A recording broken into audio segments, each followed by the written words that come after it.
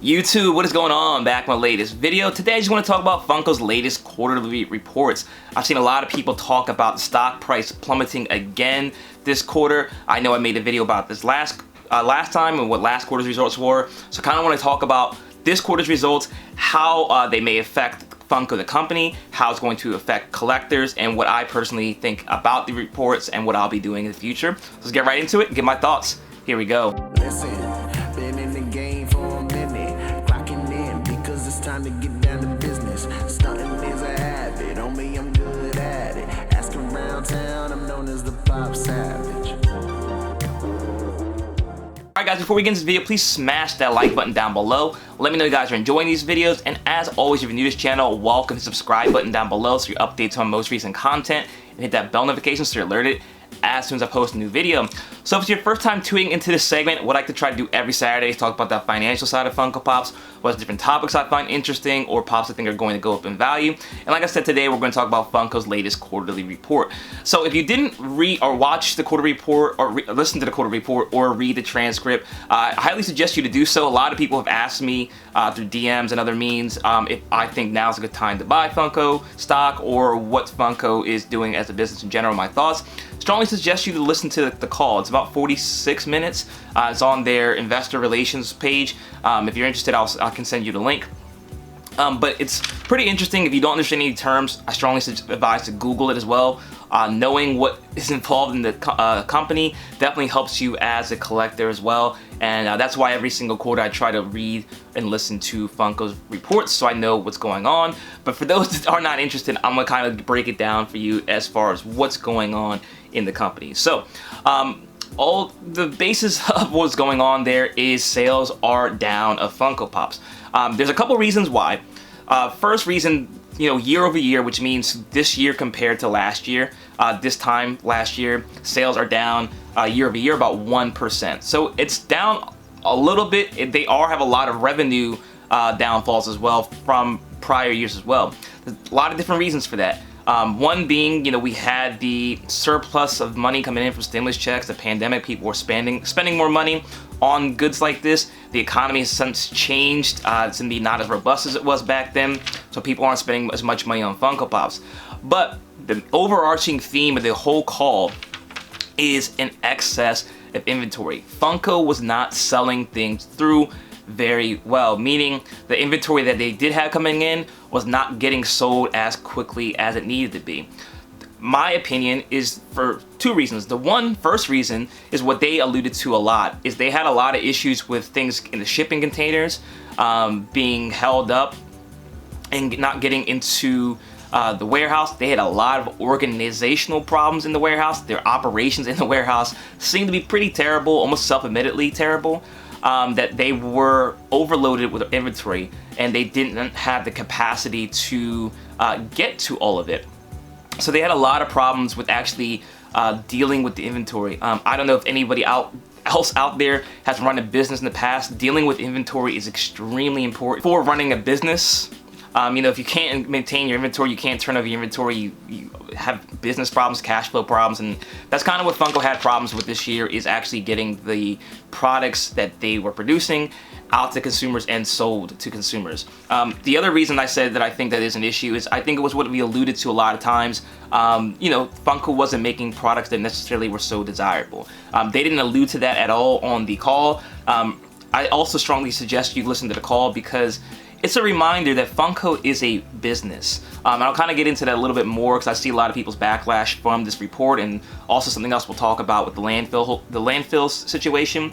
Funko's a business. If we start remembering that Funko is a business, a lot of things that happen will be much less of a surprise. They are not operating to be your friend. They're not operating for the community. They are operating solely to make money and appease shareholders. And I think that Funko didn't do necessarily good business practices this last year, I would say. This quarter's results is a little bit more of a spillover from the previous one we talked about before, but they also didn't do well for the collectors. They weren't making things that I feel like people who are Funko Pop collectors and also the general public at a whole really wanted. I think a lot of times we as collectors, people involved in the Funko community, are the bulk of Funko's business, I would venture to guess it's less than 20% of their business. I think a lot of the general public buys more of the Funko Pops than we like to admit. But I think when you make a whole bunch of Groots, a whole bunch of Pikachus, a whole bunch of, you know, whatever Marvel character it is, so many times, there's only but so much people want before it gets saturated and nobody wants that product anymore. So I think it's a matter of inventory issues as far as not getting to it, and also making things that weren't necessarily easy to sell. So with that being said, Funko is taking steps to rectify that problem. And this is where I think it's going to help collectors in some ways. So the first thing they're going to do is they're going to be liquidating inventory. They're going to be starting with the oldest inventory first. They're going to be liquidating that. In what forms, they didn't really give much specifics, but they will be liquidating older inventory. One thing they did mention on their call was that the Funko shop, Funko.com, is where they're seeing the most growth and most sales for the company. So my guess would be that they're going to start putting a lot of product on there, trying to get it out to consumers as fast as possible, and they may even do some clearance sales. So that would actually help the collectors and the hobby in general, because you might be able to get some pops that you've been looking to add to your collection on the site or at a discounted price. So I think that's going to help the collectors in general. I know they signed on for the COO position and Chief Financial Officer positions to the guy who helped with Walmart.com. Walmart.com, if you're not familiar, Walmart's business has been very successful recently, and you know, definitely was rivaling with Amazon for a while. So I think that they'll have some good things to come from Funko.com, and I think in general the Funko Pop hobby is going to see a lot of more Funko Shop releases. I think a lot of the issues they had with getting inventory, and I think you guys have probably seen it out in your hunts, is that Walmart and Target, big box stores, weren't ordering as much as they were in the past, and in general, some of the smaller stores weren't ordering as much either. So I think, like I've said before in the past, I think Funko's going to move more from having a lot of their stuff in the retail spots to having more stuff online. That's how I would run the business. I would only deal with the retails as much as I needed to, and have much more direct to consumer through Funko Shop, because it's going to make more money and they have a lot more control over it. So you may see a lot more Funko Shop exclusives and Funko products in general on the Funko Shop in the future. A couple other things, I took a lot of notes just to kind of let you guys know what's going on. Loungefly was up a lot, as it has been as usual, grew 31% in the quarter. Toys and gaming, that part of the company is what actually took most of the loss, but the NFT, the digital side of it, actually offset some of those losses. They seem to be doing very well with the money they're bringing in from the NFTs. So I've said before, the NFTs were going to catch on. NFTs have caught on, even though people are still complaining about it. Most of them have sold out, other than the last one, which was a whole lot of packs and not as popular as a show as Game of Thrones was, but they are doing very, very well with that and making some decent money with that as well. They also had a lot of high operating expenses, meaning that the cost of business they had was pretty high. From what I can see on the call, correct me if I'm wrong, it doesn't seem like they actually own that warehouse. The warehouse in Arizona seems like they're renting it. It seems like they're paying rental fees to store the inventory. That's a lot of the reason why I think that warehouse sale took place, is they were trying to get stuff out of that building because they were incurring fees. They're paying for the space in that building, which I thought they owned it, but maybe I'm wrong with that. And that kind of leads me to talk about the landfill situation. I know that's from this earnings call, that's what seems to be catching the most attention. It's caught news outside the Funko hobby as well. I've seen this article posted all over the internet that Funko has sent $30 million or $30 million plus worth of inventory to a landfill. Full disclosure, I do not own Funko stock. I probably should have said that in the beginning. I don't own Funko stock. I may buy some in the future. I'll tell you why. But I just wanted to let you guys know that, because I am not a Funko apologist. I just kind of keep it real. A lot of people overblow things, and I'm kind of more calm and level-headed than most. But with the landfill situation, a lot of companies do this. It's not out of the norm. Funko has also done this in the past as well. What they did is they are getting rid of that $30 million worth of product to what they said was a recyclable vendor who's going to safely and in the most green way dispose of these goods. The reason why they did this is to cut down on the expenses they were paying for the inventory in the warehouse location, and also for the cost it would take to get those goods from the warehouse location to consumers via Walmart, big box, whatever, shipping. It's a lot cheaper for them to destroy them. A lot of people also said, why didn't they donate these products to, you know, charities or kids or collectors, whatever. They have contractual obligations with the licensors that they would have to pay them if they did not destroy them. So they're, again, Funko is a business. That donation to charity would also be a huge expense to get it there. It would be overwhelming. It may overwhelm the charities, and it also would cost them money. So that was not what they were going to do.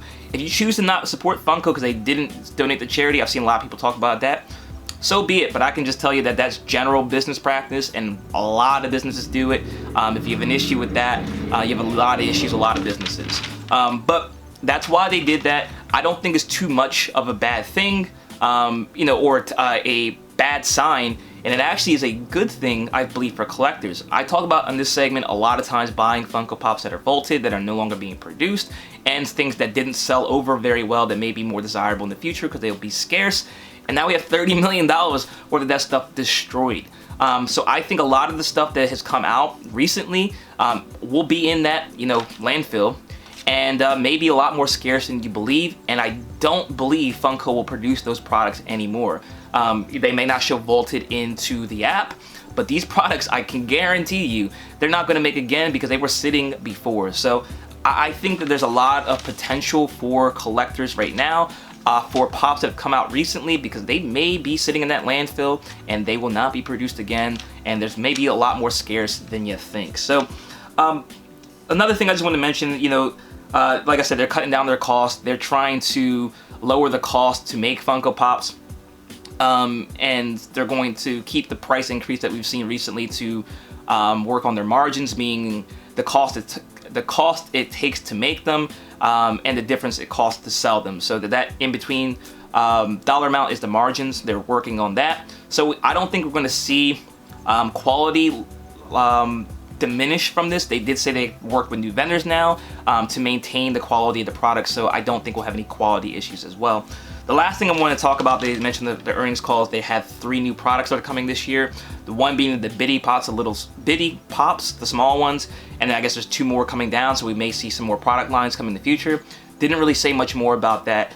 But yeah, in general, I don't think this was too terrible of an earnings. I think the stock price went down.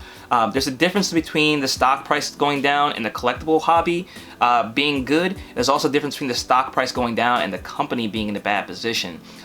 They did mention that the changes they expect to see will not see meaningful results until the end of the year.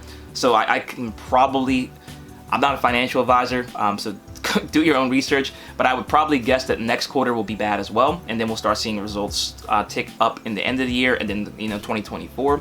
So a lot of people ask me if I'm buying the stock. I probably will cautiously add some, just because I think they are taking steps into fixing the issues. I think Funko kind of got hit in the mouth where people were spending a lot of money. I think people adjusted to that amount of spend and kind of gotten caught when people weren't spending as much money. That happened to a lot of businesses. It's not really just affecting just Funko. I think they're doing the right steps to fix it. They're getting an inventory system in place to kind of fix this issue from happening ever again. They spent a lot of money. I think it was like $10 million on a new system to organize the inventory. And I think they're doing the right things to make this work. So what this means for the Funko collectors in general is I think that the complaints that we've told Funko in the past, as far as they're making too many products, they're making things that we don't want, I think for better or for worse, it was heard. I mean, they had $30 million with the inventory that they couldn't sell. They're having inventory issues. They were operating over 100% capacity in the warehouse. So I think they're not going to be making products that aren't going to be desirable anymore. I don't know what that looks like. I saw the WonderCon releases, which obviously were, months ahead planned. But I hope to see that we have more products that are things that people want.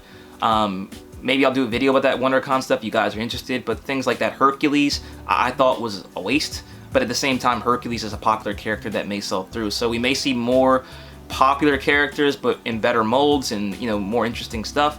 And we may see some stuff that, you know, we've asked for in the future that they know Funko may see us asking for and may produce because they know it will sell. So I don't know what it looks like for collectors moving forward. I don't think the hobby's in the bad space, even though I probably put a clickbaity title because I know people like negativity. But I don't know what other people are talking about with this. I know other people probably talked about this subject already, but I kind of wanted to just give you guys my 2 cents. I don't think Funko's in a bad space. I think it's actually the best thing that could have happened for collectors because our complaints were heard. The products that they kind of messed up with were destroyed, and we're kind of at a reset point at this time. So just my thoughts. Let me know what you guys think in the comment section below. As always, like, comment, share, subscribe if you're new. I'm open to your thoughts. I don't have any strong opinions on this. I'm not, like I said, a Funko apologist. I know sometimes it sounds like I'm looking on the bright side, but I'm really just looking on the real side. There isn't much to be concerned about. As collectors, Funko themselves, the business, has a lot of things to work out, but I don't think collectors have as much to worry about. I think the hobby's in a good space. So thanks again for watching. Like, comment, share, subscribe. If you want to check me out on my second channel where I do sport cards, comic books, and Pokemon cards, check me out there at Savage Breaks. And also check me out on my Instagram at ThePopSavage. You can stay connected there too. Thanks again for watching, guys. Until next time, see you later.